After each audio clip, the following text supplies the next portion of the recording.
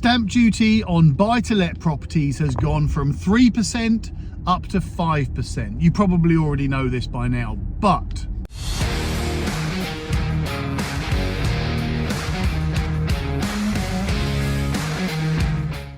start focusing on the things that you can control rather than the things that you cannot control. And by that, I mean, if any of you are currently buying a buy-to-let property and you've just been hit with, on average, an extra £4,000 cash that you just need to spend on tax, if that's happened to you, then you're probably thinking, do I withdraw? How am I going to find this extra cash?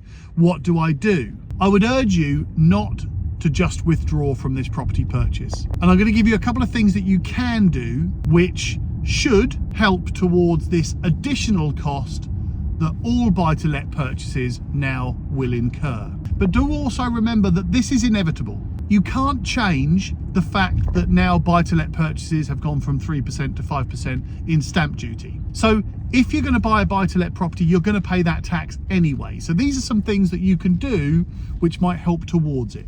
Number one, speak to your mortgage advisor first. That's the first thing you should do, because since you started this purchase process, mortgage interest rates have changed. So therefore, there may well be a different mortgage rate now than there was a couple of months ago when this started. Some of the major lenders have seriously reduced their rates. So speak to your mortgage advisor first and see if there's any improvement on the rates since you started this process.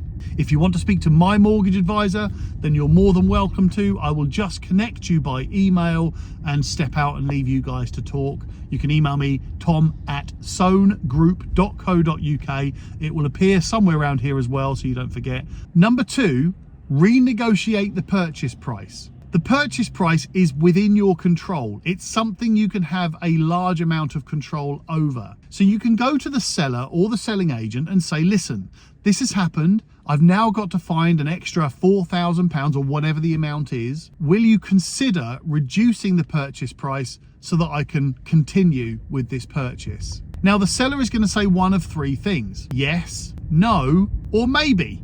If you need to renegotiate, try to remember this. If the seller doesn't allow the full amount as a reduction in the purchase price, then any contribution towards that tax that you're going to pay anyway will help. So if you're going to spend out £4,000 anyway, but you can get a £2,000 price reduction, brilliant. That is a contribution. You will be spending that money anyway, so any contribution will be helpful. But don't be greedy with it. Don't try and get more than the amount extra that you're about to pay out, because that's just see-through, that's just transparent. Well, I'm not saying don't, I'm just saying you don't need to be greedy here. And the third thing that you definitely need to do is remember why you're investing in the first place, reassess and recalculate to make sure that you reach that goal. Now, most of the time people invest in buy-to-let properties for the long-term growth of the value of the property, appreciation, and some short-term profit as well. You have to try and see whether the additional £4,000 in stamp duty or whatever it might be still fits within that goal. If you can still make money over the next 10, 15, 20 years, then great. If it's better than having that cash in a savings account, then great. There's no need for you to withdraw. So hopefully those three things will give you a different mindset. If you want to contact me, I will connect you with my mortgage advisor, or my buy-to-let sourcing team will find you a off-market, below market value buy-to-let property.